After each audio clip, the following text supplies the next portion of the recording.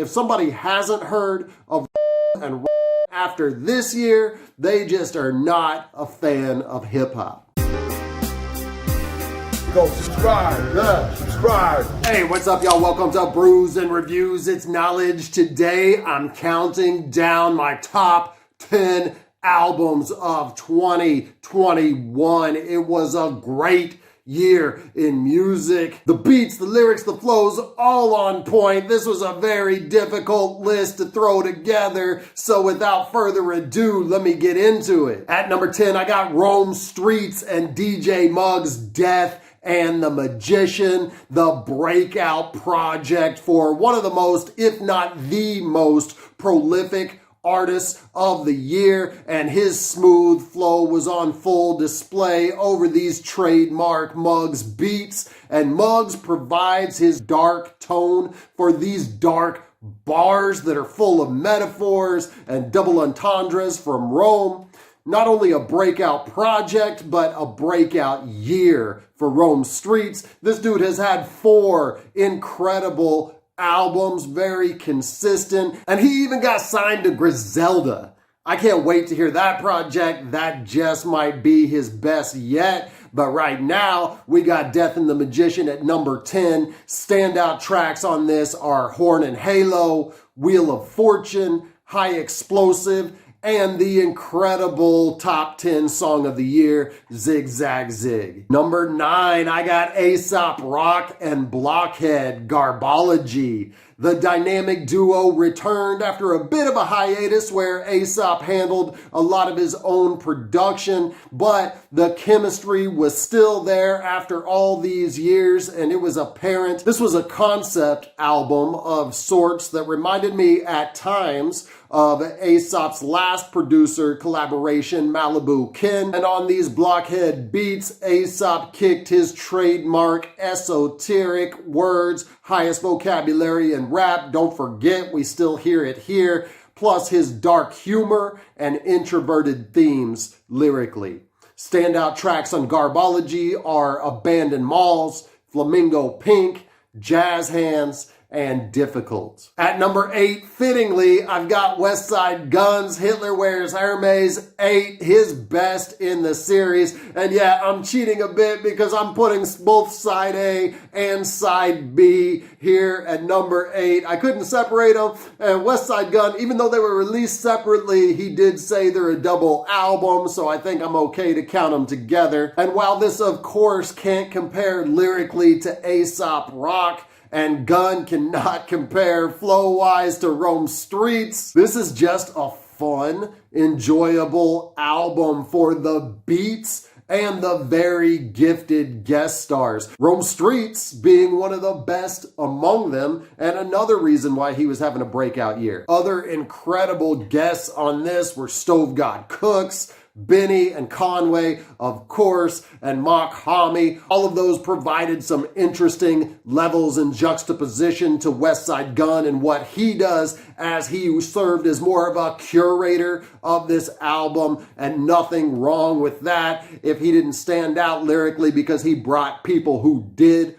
Best tracks on this include Vogue Cover, 99 Averex, Forest Lawn, Spoons, and Right Now. And on that last point, I gotta say this about Stove God Cooks. He might be the only rapper in the top 10 of the rappers of the year who did not release a project this year. Number 7, Ransom and Rome Streetz. Again, coup de grace. And I really gotta say, between number 7 and number 2, they were so close this year. It could have gone any way. I could really see this album jumping from 7 to 2 at some point, but this is where it is right now. 2 MCs, Ran and Rome, who exploded this year, putting an exclamation point on their incredible output.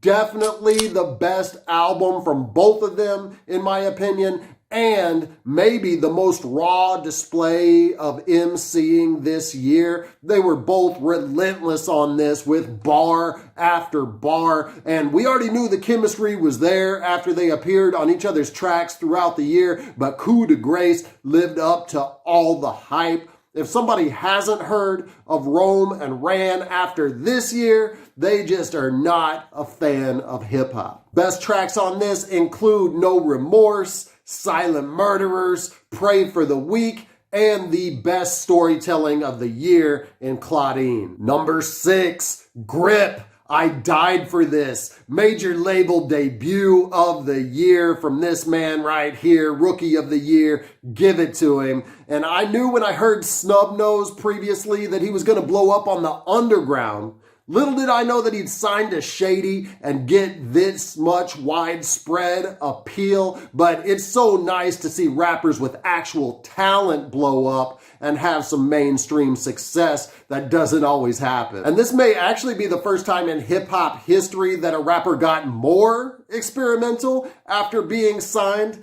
This was such a great concept album with loads of versatility, from double time rap to varying flows and voices to lyrical content that really show him as a complete, well-rounded artist. More importantly, it's a unique voice for a newer artist. So many artists that come out are copying somebody that came before them. You can't say that about Grip. No one else is doing what Grip is doing in rap right now. Best tracks on this are Mama Told Me, Placebo, The Locks, and Patterns. Getting into the top 5 now. At number 5, we got Boldy James Bo Jackson, another artist who came up this year in my mind. His flow finally clicked with me, even after having a great 2020. That laid back style on top of these beats just sounded so incredible. It helps that this is the best produced album of the year from the best producer of the year for the second consecutive year. And I'm talking about The Alchemist. And not only did he do this, the best produced album of the year, but he also did Arm & Hammer's Harem. He did the other Boldy record, Super Tecmo Bow. He did 2 of his own compilation albums, This Thing of Ours. Plus he produced on the already mentioned Westside Gun album. He produced for Conway, AZ. It just goes on and on. The man doesn't sleep, and he continues to have an ear for what sounds so good to our ears. Best tracks on this include Brick Mile to Montana, Diamond Dallas, Fake Flowers, and Photographic Memories. Number 4, Skyzoo, All the Brilliant Things, one of the best concept albums to come together in a while. And I love how the theme unfolds with each track, with him describing the place that he loved as a kid and describing how it's changed. I've heard many tracks on gentrification, but this really tells you about the experience and the emotion of someone who witnessed it firsthand.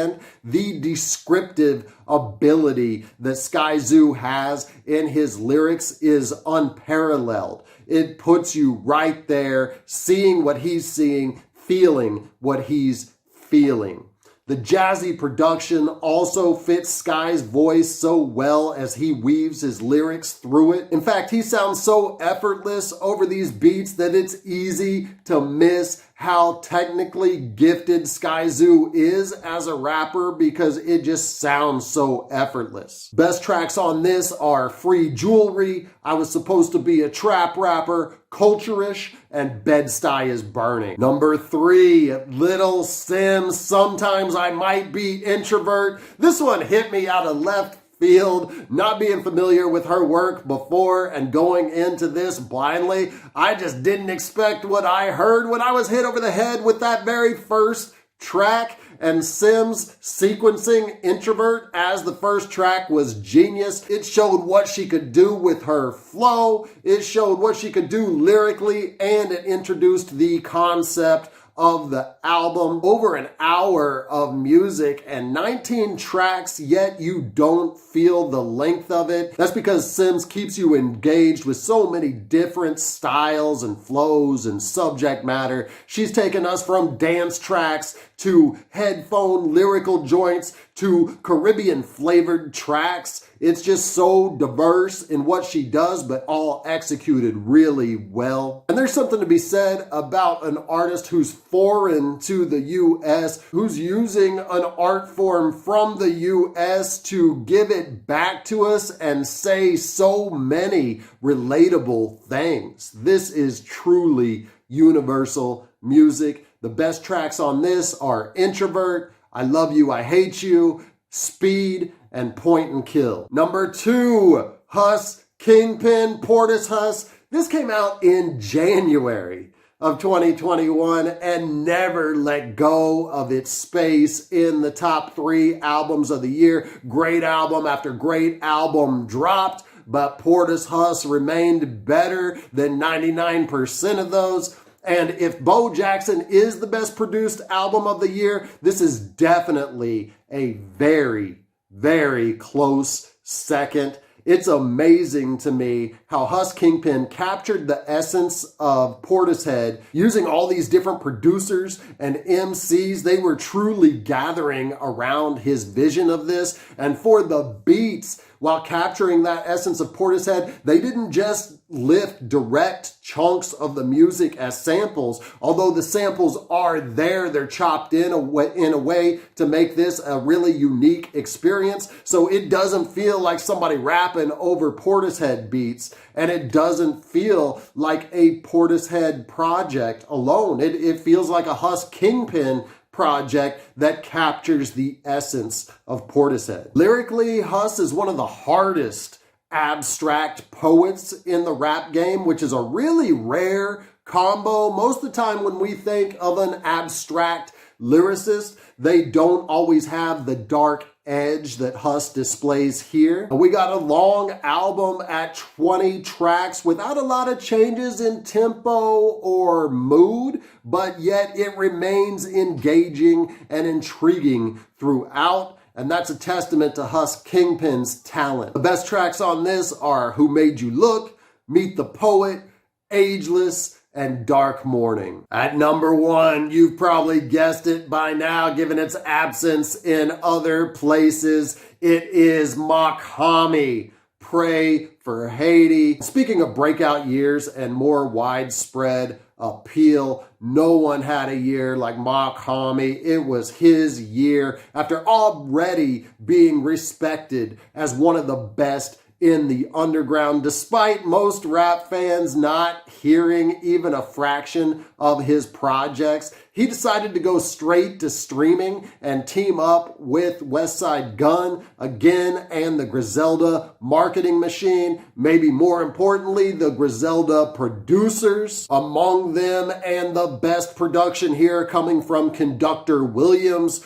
who was a close second on my best producer of the year list. And Mach assaulted these great beats with his somehow smoothly gruff flow and blitz of metaphors embedded in stream of consciousness bars. And I admit I enjoyed this upon first listen, but it took many spins to fully appreciate the record's greatness, partially because he doesn't post his lyrics and because his wordplay is so nonchalant and consistent that you don't even realize its brilliance at first. There is no miss on Pray for Haiti. Every track is equal in its flammability, but if I had to pick 4 tracks, I'm going with The 26th Letter, The Stellar Ray Theory, Criminal, and Murder Season. Thanks for watching my top 10 albums of 2021. I got the top EPs on the way, as well as the best lyrics and flows, so check for those videos coming soon.